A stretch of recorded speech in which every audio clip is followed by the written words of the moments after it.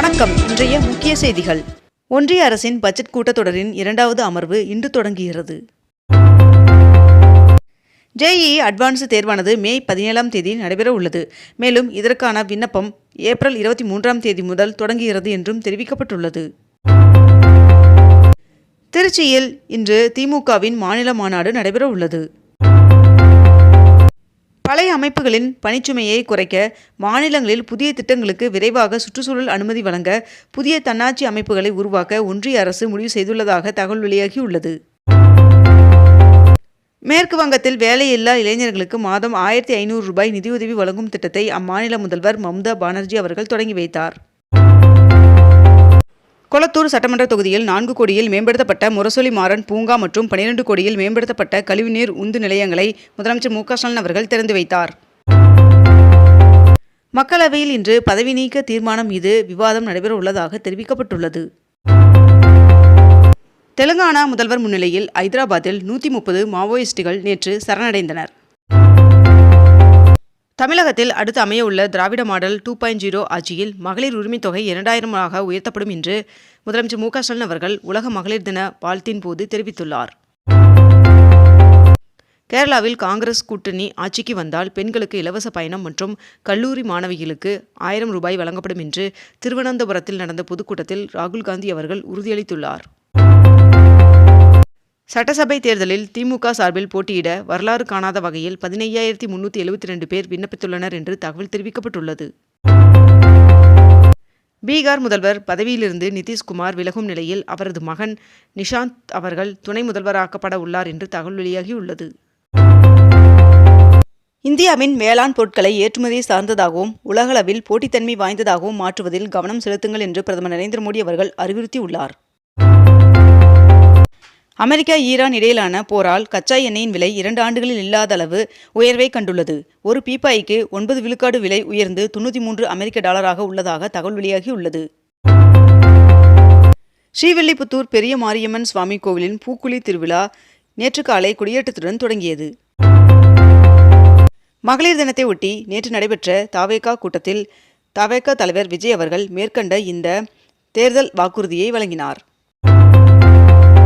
நடப்பு 2025-26 நிதியாண்டிற்கு ஊழியர் வருங்கால வைப்பு நிதியான PF வட்டி விகிதம் 8.25% நிர்ணயிக்கப்பட்டுள்ளது. விவாகரத்து வழக்கு முடியும் வரை சென்னை நீலாங்கரையில் உள்ள வீட்டில் தங்குவதற்கு அனுமதிக்க வேண்டும் என்று தவேகா தலைவர் விஜய் அவர்களின் மனைவி சங்கீதா அவர்கள் நீதிமன்றத்தில் மேலும் ஒரு மனு அளித்துள்ளார். விருகம்பாக்கம் அரும்பாக்கம் இடையிலான கால்வாயின் குறுக்கே உள்ள பாலத்தை புனரமைக்க மெட்ரோ ரயில் நிறுவனம் ஒப்பந்தம் மேற்கொண்டுள்ளது. மேற்கு வங்க ஆளுநராக மாற்றப்பட்டுள்ள ஆளுநர் RN ரவி அவர்களை சந்தித்து முதலமைச்சர் மு க ஸ்டாலின் அவர்கள் வாழ்த்து தெரிவித்துள்ளார். கோவையில் பரபரப்பை ஏற்படுத்திய கல்லூரி மாணவியின் வழக்கில் தொடர்புடைய 3 பேரும் குற்றவாளிகள் என கோவை மகிழா நீதிமன்ற நீதிபதி இன்று பிற்பகல் பரபரப்பு தீர்ப்பை வழங்கினார். ஊட்டி மஞ்சூர் சாலையில் விபத்து நடக்கும் பகுதிகளாக கண்டறியப்பட்டுள்ள பகுதிகளில் ரோலர் சேஃப்டி பேரியர் தடுப்புகள் அமைக்கப்பட்டுள்ளது. 22 கேரட் ஆபண தங்கத்தின் விலை சவரனுக்கு 720 ரூபாய் அதிகரித்து 1 சவரன் 1,20,400 ரூபாயாகவும் 1 கிராம் 15,050 ரூபாய்க்கும் விற்பனை செய்யப்பட்டு வருகிறது. இதனைத் தொடர்ந்து 1 கிராம் வெள்ளியின் விலையில் மாற்றம் எதுவும் இன்றி 1 கிராம் வெள்ளி 290 ரூபாய்க்கு விற்பனை செய்யப்பட்டு வருகிறது. ஆந்திராவில் ஒரு குழந்தைக்கு மேல் பெற்றால் 25,000 ரூபாய் நிதியுதவியை சந்திரபாபு நாயுடு அவர்கள் அறிவித்துள்ளார். தமிழகத்தில் கூட்டுறவுத்துறையில் நியாய விலை கடை விற்பனையாளர்கள் மற்றும் கட்டுநர்களுக்கு 15% ஊதிய உயர்வு வழங்கி அரசாணை பிறப்பிக்கப்பட்டுள்ளது. தமிழகத்தில் கூட்டுறவுத்துறை உதவியாளர்கள் பணிக்கான நேர்முக தேர்வு முடிவுகளை 1 வாரத்தில் வெளியிட வேண்டும் என்று தமிழக அரசிற்கு உயர்நீதிமன்றம் உத்தரவு பிறப்பித்துள்ளது. காங்கிரஸ் கட்சியின் மாநில மேற்பார்வையாளர் முகுல் வாசனிக் அவர்கள் இன்று தமிழகம் வருகை தர உள்ளார். ஐக்கிய அரபு வளைகுடா நாடுகள் அனைத்தும் இந்தியாவில் முதலீடு செய்ய முன்வர வேண்டும் என்று இந்திய ஹஜ் அசோசியேஷன் தலைவர் வேண்டுகோள் விடுத்துள்ளார். தமிழ்நாட்டில் அதிகபட்சமாக நேற்று வேலூரில் 104 டிகிரியும் அரக்கோணத்தில் 100 டிகிரி வெப்பம் பதிவாகியுள்ளது. பொள்ளாச்சி பாலக்காடு இடையே புதிய மெமு ரயில் சேவை இயக்க ரயில்வே அமைச்சகம் ஒப்புதல் வழங்கியுள்ளது. தமிழ்நாட்டிலிருந்து மாநிலங்களவைக்கு மேற்கண்ட இந்த 6 பேர் போட்டியின்றி தேர்வாகுகின்றனர் என்று தகவல் வெளியாகியுள்ளது. கர்நாடகாவில் 16 வயதிற்குட்பட்ட குழந்தைகள் சமூக ஊடகங்களை பார்க்க தடை விதிக்கப்பட்டுள்ளதாக அம்மாநில முதலமைச்சர் சித்தராமையா அவர்கள் அறிவிப்பை வெளியிட்டுள்ளார். சென்னை உயர்நீதிமன்றத்தின் புதிய தலைமை நீதிபதியாக சுஷ்ருத் அரவிந்த் தர்மாதிகாரி அவர்கள் பதவியேற்றுள்ளார். இன்று முதல் 10ஆம் தேதி வரை நீலகிரி மற்றும் கோவை மாவட்டங்களில் ஒரு சில இடங்களில் லேசான மழை பெய்ய வாய்ப்புள்ளதாக வானிலை மையம் தகவல் தெரிவித்துள்ளது. தமிழக ஆளுநராக உள்ள RN ரவி அவர்கள் மேற்கு வங்க ஆளுநராக மாற்றப்பட்டுள்ளார். அமெரிக்கா, இஸ்ரேல், ஈரான் இடையே போரை நிறுத்துவதற்கு மத்தியஸ்தம் செய்வதற்கு தயார் என்று சீனா அறிவித்துள்ளது.